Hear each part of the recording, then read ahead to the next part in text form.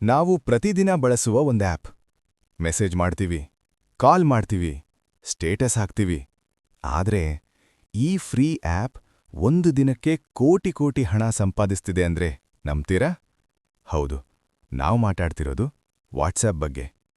ವಿಶ್ವದಲ್ಲಿ 2 ಬಿಲಿಯನ್ಗಿಂತ ಹೆಚ್ಚು ಜನ ವಾಟ್ಸ್ಆ್ಯಪ್ ಬಳಸ್ತಾರೆ.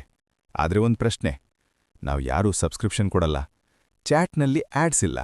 ಹಾಗಾದ್ರೆ ಹಣ ಎಲ್ಲಿಂದ ಬರುತ್ತೆ? ಸೀಕ್ರೆಟ್ ಏನ್ ಗೊತ್ತಾ? ವಾಟ್ಸ್ಆ್ಯಪ್ ನಮ್ಮಿಂದ ಹಣ ಮಾಡಲ್ಲ, ಬಿಸ್ನೆಸ್ಗಳಿಂದ ಹಣ ಮಾಡ್ತದೆ. ಬ್ಯಾಂಕ್ಗಳು OTP ಕಳುಹಿಸ್ತವೆ, ಆನ್ಲೈನ್ ಸ್ಟೋರ್ಗಳು ಆರ್ಡರ್ ಕನ್ಫರ್ಮೇಷನ್ ಕಳುಹಿಸ್ತವೆ, ಡೆಲಿವರಿ ಅಪ್ಡೇಟ್ ಬರುತ್ತೆ, ಕಸ್ಟಮರ್ ಸಪೋರ್ಟ್ ರಿಪ್ಲೈ ಬರುತ್ತೆ. ಈ ಎಲ್ಲ ಮೆಸೇಜ್ಗಳ ಹಿಂದೆ ಪ್ರತಿ ಕಾನ್ವರ್ಸೇಷನ್ಗೆ ಬಿಸ್ನೆಸ್ಗಳು ವಾಟ್ಸ್ಆ್ಯಪ್ಗೆ ಹಣ ಕೊಡ್ತಾರೆ. ಈಗ ಇಮ್ಯಾಜಿನ್ ಮಾಡಿ, ಲಕ್ಷಾಂತರ ಕಂಪನಿಗಳು, ಪ್ರತಿದಿನ ಕೋಟ್ಯಾಂತರ ಮೆಸೇಜ್ಗಳು. ಅದು ಹಣವಾಗ್ಬೇಕಾ ಇಲ್ವಾ? ವಾಟ್ಸ್ಆ್ಯಪ್ನ ವಾರ್ಷಿಕ ಆದಾಯ ಸುಮಾರು $2 ಬಿಲಿಯನ್ ಅಂದಾಜು. ಅದನ್ನ 365 ದಿನಗಳಿಗೆ ಭಾಗಿಸಿದ್ರೆ ಒಂದು ದಿನಕ್ಕೆ ಸುಮಾರು $6 ಮಿಲಿಯನ್, ಅಂದ್ರೆ ಸುಮಾರು $50 ಕೋಟಿ ಪ್ರತಿದಿನ.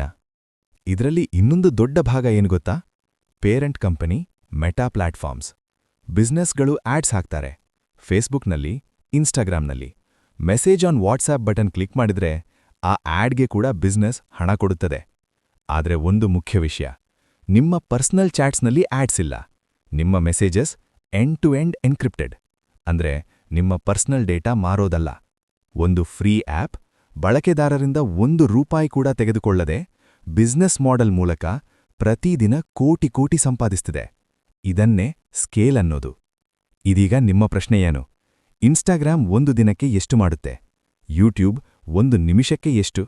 ಮೆಟಾ 1 ಸೆಕೆಂಡಿಗೆ ಎಷ್ಟು? ಕಮೆಂಟ್ ಮಾಡಿ, ಮುಂದಿನ ವಿಡಿಯೋದಲ್ಲಿ ನೋಡೋಣ.